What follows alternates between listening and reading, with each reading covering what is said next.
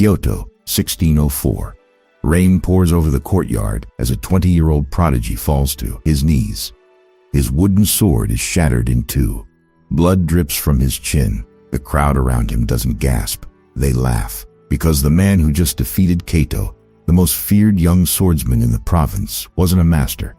He was an old beggar with a walking stick. The duel lasted 3 seconds. 3 seconds to destroy a reputation Kato spent 15 years building. But here is the crazy part. Kato didn't lose because the old man was faster. He lost because his brain simply shut down. He froze. Miyamoto Musashi, the greatest swordsman in history, once said, "You can only fight the way you practice." But nobody understands what those words actually mean. They think it's about doing more push-ups or repeating sword swings. It's not. It is the most terrifying psychological truth about human identity. If you have ever felt like a fraud, if you have ever choked under pressure, or if you feel like you've lost who you are completely, you need to hear this. Because the question isn't whether you will fall and lose your identity. The question is, do you know the ancient secret to building a mind that cannot be broken? For 3 months after that humiliating defeat, Kato rotted away. He stopped training. He drank heavily. His entire sense of self was tied to being the undefeated prodigy. Without that title, he wasn't just a loser. He was nobody. One evening, an old Zen monk named Takuan found Kaito passed out in an alley. Takuan kicked him awake. "You're grieving a ghost," Takuan said. Kaito sneered. "I lost my honor.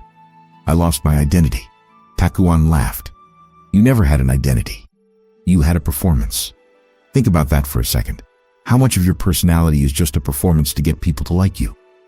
Your job, your grades, your status, your tough exterior. Kaito practiced being perfect. He practiced winning. So when he faced an unpredictable old beggar, his brain had 0 neural pathways for handling uncertainty. He had built a house on sand. Takuan told him, "If you want to survive, you must follow me to the mountain. But I warn you, we will kill the Kaito you used to be." But why did Musashi, the ultimate warrior, claim that a man who wants to survive is already dead? We are about to find out. Day 1 at the temple, Takuan handed Kaito a heavy wooden stick. "Show me your swing," the monk ordered. Kaito took a breath. He fell into his perfect, classical stance. He swung. It was flawless. Takuan picked up a rock and threw it squarely at Kaito's forehead. Smack. Kaito fell backward, bleeding. "What was that for?" "You were performing," Takuan said. "You weren't swinging a stick. You were trying to look like a master. Now, watch what happens next, because this changes everything." Takuan forces Kaito to swing the stick 1,000 times a day. But every time Kaito tries to make the swing look cool or perfect, Takuan hits him with a bamboo cane. "Stop caring about how it looks," Takuan screams. "Just swing the damn wood." Let me tell you a shocking historical anecdote about Miyamoto Musashi.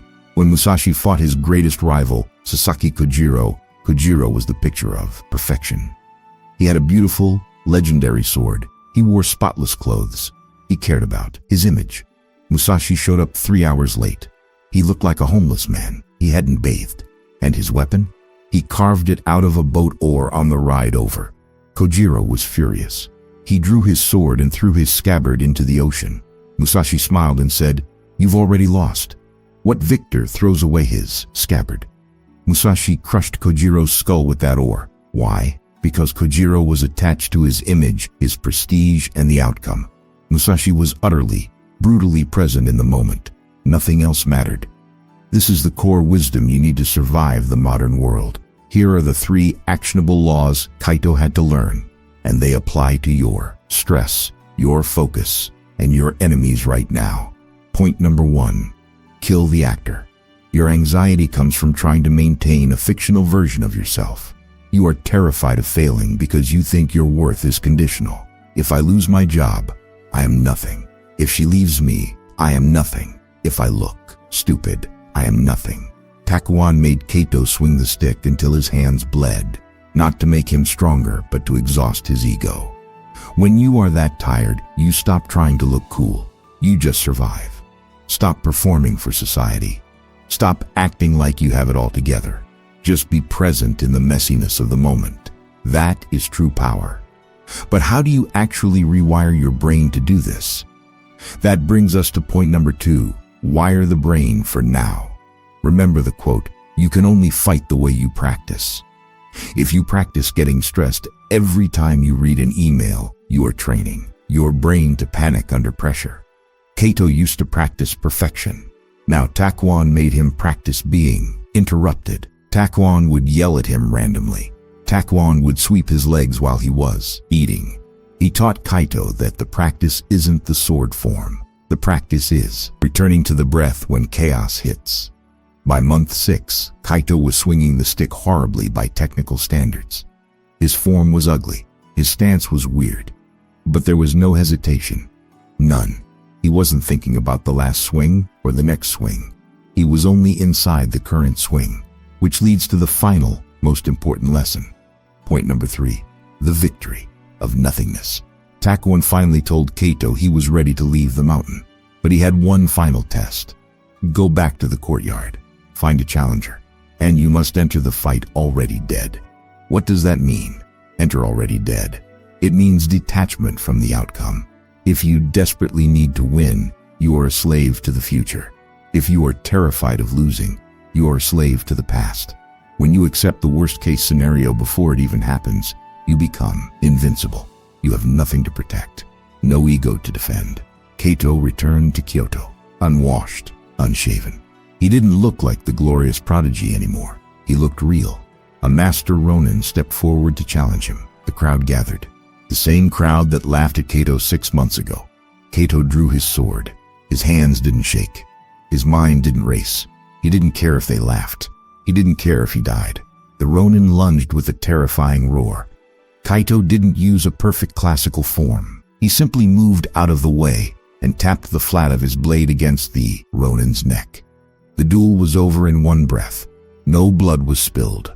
Kaito just stood there. He hadn't fought to win. He just responded to what was happening right in front of him. The crowd didn't laugh this time. They fell entirely silent. They were witnessing something far more intimidating than a perfect swordsman. They were witnessing a man who had completely conquered himself. You see, the real enemy was never the old beggar. The real enemy was the Kaito who cared about being respected. When you stop performing, when you stop tying your worth to what other people think, you unlock a level of focus and freedom that the modern world cannot take away from you. But here is the final question you have to ask yourself right now. When you wake up tomorrow morning, who is actually stepping out of bed?